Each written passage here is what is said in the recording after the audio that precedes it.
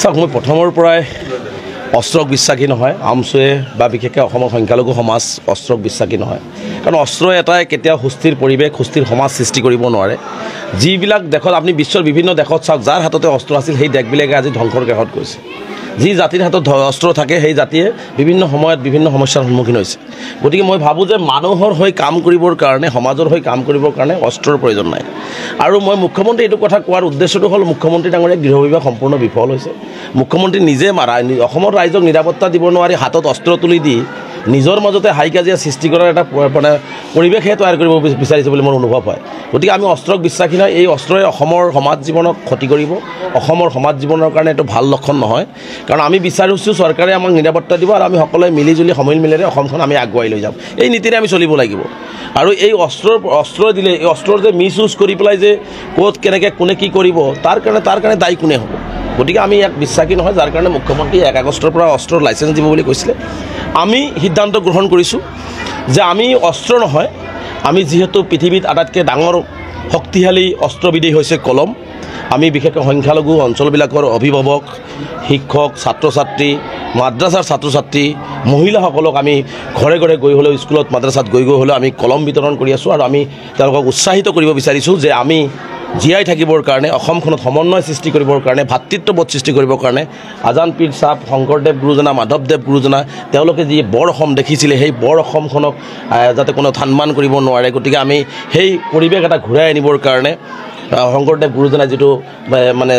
সপোন দেখিছিলে সেই সপোন যাতে বাস্তৱায়িত কৰিব পাৰোঁ তাৰ কাৰণে আমি এটা সমন্বয়ৰে কলমৰ জৰিয়তে আমি এটা সমন্বয় সৃষ্টি কৰিব বিচাৰিছোঁ আৰু কলমৰ জৰিয়তে আমি অসমখনক আগুৱাই লৈ যাব বিচাৰিছোঁ কলমখনৰ জৰিয়তে আজি অসম অৰ্থনৈতিকভাৱে পিছ পৰি গৈছে অসমত আজি বিভিন্ন সমস্যাই সমাধান কৰিব পৰা নাই চৰকাৰখনে ৰাইজক উত্তৰ দিব পৰা নাই তেনে অস্ত্ৰৰ পৰিৱৰ্তে কলম দিব লাগিছিল মানুহক শিক্ষা দিব লাগে মানুহক যিমান জ্ঞানী হ'ব মানুহ যিমান শিক্ষিত হ'ব সিমানেই অসমখন আগুৱাই যাব আৰু মানুহৰ হাতত যিমানে বেয়া বস্তু দিব যিমানে অস্ত্ৰ দিব যিমান বেয়া বস্তু দিব মানুহ সিমানেই আৰু অধপতন হ'ব ৰাজ্যখন অধপতনৰ দিশে গতি কৰিব গতিকে মুখ্যমন্ত্ৰী ডাঙৰীয়া মই ভাবোঁ যে পৃথিৱীৰ অসমৰ ভাৰতবৰ্ষৰ ইতিহাসত আটাইতকৈ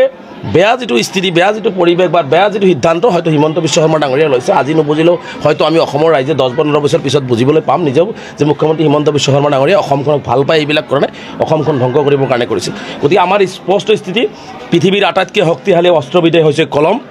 আমি শিক্ষাৰ জেহাদ সৃষ্টি কৰিব লাগিব কলমৰ জেহাদ সৃষ্টি কৰিব লাগিব আমি আমাৰ সন্তানসকলক মানুহ কৰিব লাগিব আমাৰ প্ৰজন্মক আমি মানুহ কৰিব শিক্ষিত কৰিব লাগিব আৰু আমি আগুৱাই যাব লাগিব আৰু আমি আশা কৰিছোঁ সংখ্যালঘু সমাজে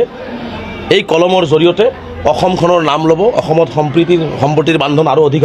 কটকটীয়া কৰিব সমগ্ৰ বিশ্বত অসমক উজ্বলাই তুলিব আমাৰ এই সংখ্যালঘু সমাজৰ ছাত্ৰ ছাত্ৰীসকলে কলমৰ জৰিয়তে আমি আশাবাদী হৈ এই কামবিলাক আমি কৰি আছোঁ ৰাইজক শিক্ষাৰ ক্ষেত্ৰত আমি সজাগ কৰিব বিচাৰিছোঁ মই প্ৰয়োজনত অভিভাৱকসকলক এটা আহ্বান জনাইছোঁ গাৰ তেজ যদি বিক্ৰী কৰিবলগীয়া হয় নিজৰ এটা কিডনিও বিক্ৰী কৰিবলগীয়া হয় আমি সন্তানক মানুহ হ'বৰ কাৰণে হাতত কলম আৰু স্কুল বেগ কিতাপ আদি তুলি দিবৰ কাৰণে মই অভিভাৱকসকলক আহ্বান জনাইছোঁ আৰু এটা কথা স্পষ্ট আজি আমি মাদ্ৰাছাত দিছোঁ আমাৰ আশা কৰিছোঁ যে মাদ্ৰাছাৰ ছাত্ৰই যাতে কলমৰ জৰিয়তে শিক্ষিত হৈ এক হাতত লেপটপ এক হাতত কোৰাণ লৈ যাতে সমগ্ৰ বিশ্বক অসমৰ মাজত অসমখনক আগুৱাই লৈ যোৱাৰ কাৰণে তেওঁলোকে চিনাকি দিব পাৰে তাৰ কাৰণে ব্যৱস্থাও আমাৰ মাদ্ৰাছাৰ ছাত্ৰ ছাত্ৰীসকলে কৰিব পাৰিব বুলি আমি আশা কৰিছোঁ লগতে আৰু এটা কথা এই কলমৰ জৰিয়তে অসমত যিটো ঘৃণা মানে সাম্প্ৰদায়িক বিষবাষ্প বিয়পাব বিচাৰিছে হিমন্ত বিশ্ব শৰ্মাই